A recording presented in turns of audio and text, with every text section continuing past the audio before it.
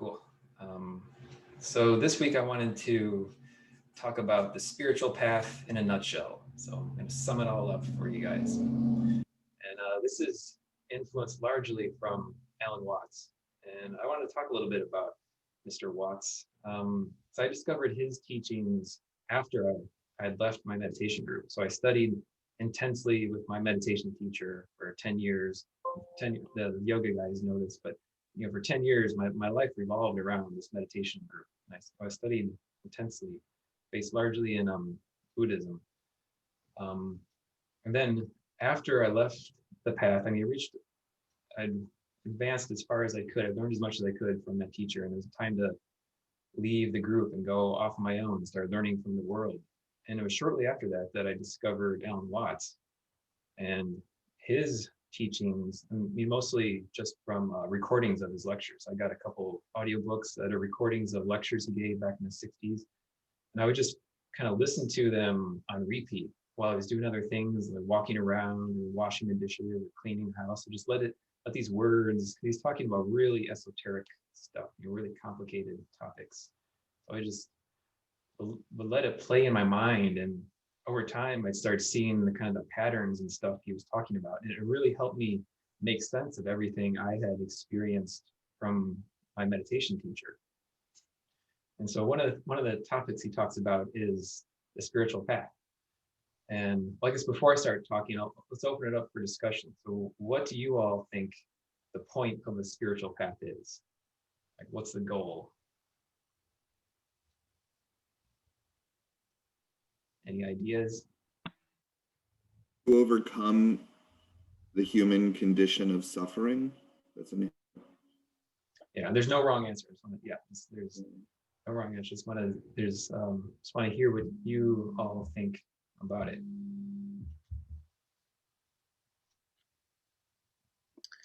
I would say finding God within us, finding, our divinity.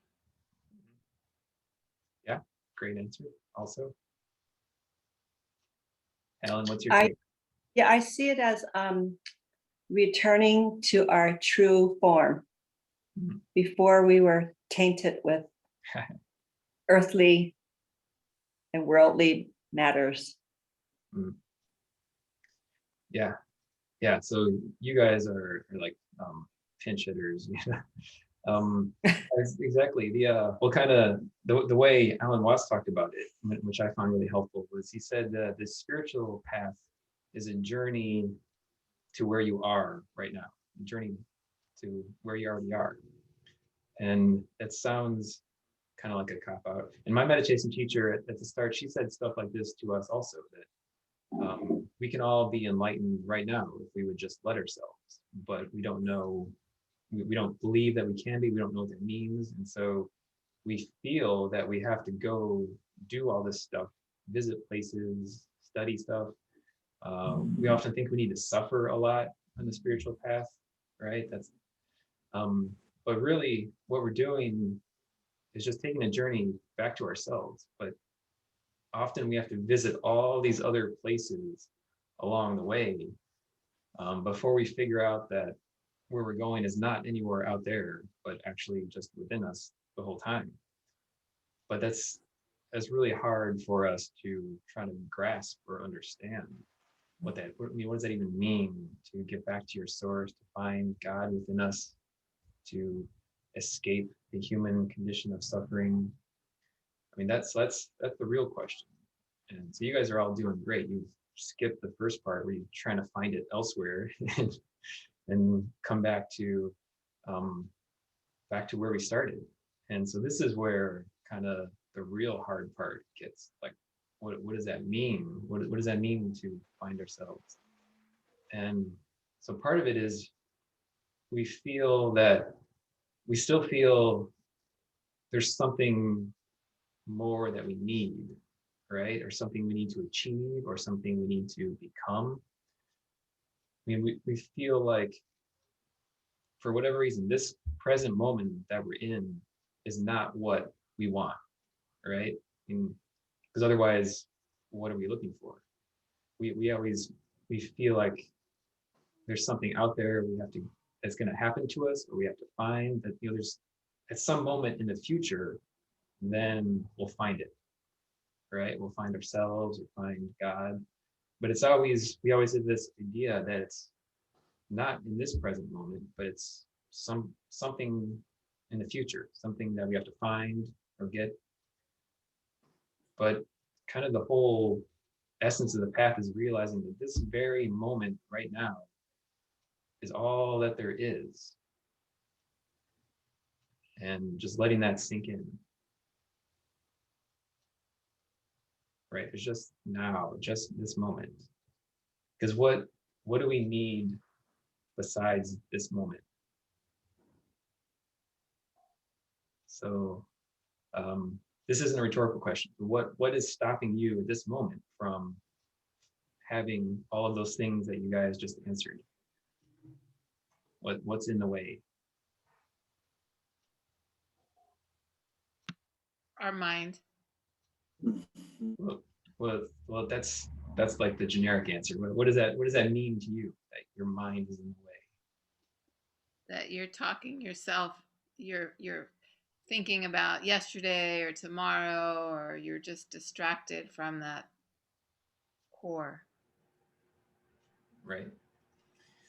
And you Yeah. also tell yourself that you're, no, I'm not there. I'm not, you doubt yourself.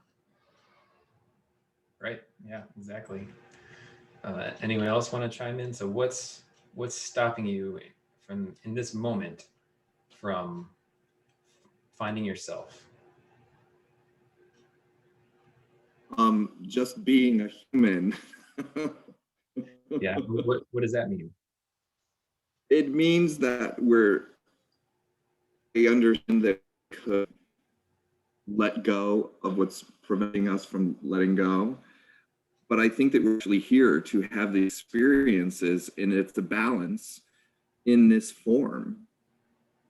Easier said than done. And we're supposed to experience everything that we're experiencing, because if we were just enlightened, then we wouldn't be in this form. I don't think. I'm at a plateau with that. Yeah. A plateau with what? I don't know how to get past that myself right now. Get past what exactly? Failing in the game of balance of being a human, being a spiritual entity in a human form. Yeah. So why do you think you're failing?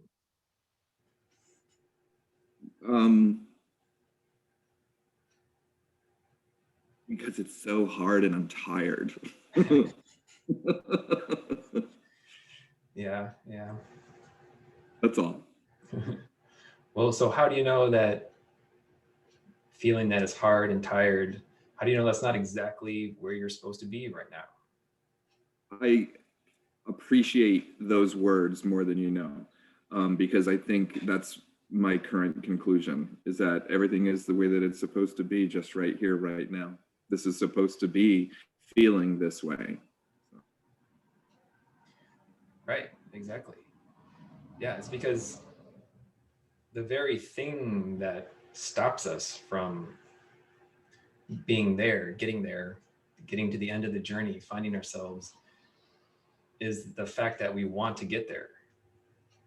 Right? As soon as we're trying to be anywhere than where we are, that's what creates the confusion. That's what creates the stumbling block from getting there. It's thinking that there is another there to get to.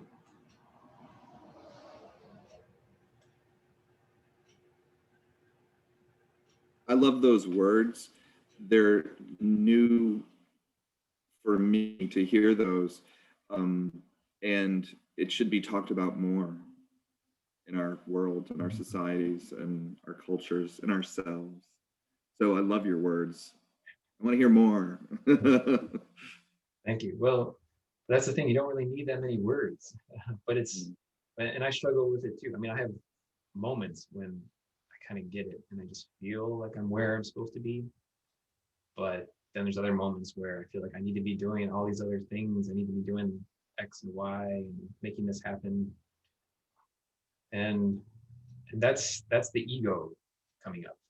And so I think so one of the big problems is that we're born into these brains that are hardwired to think, to survive in this physical world.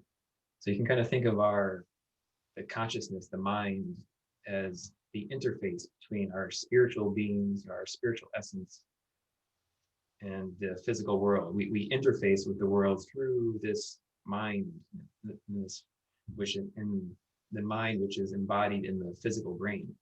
And the physical brain is hardwired with all this programming that for survival, because we evolved out of nature, we evolved out of animals where they lived in a constant struggle in a battle for survival. So that feeling that we need to struggle is just hardwired into our brains. And that's the hard part to overcome, because you can't really overcome that with the mind, because it's the foundation upon which the mind is built. This assumption, this kind of foundational view that the world is struggle and we need to survive it.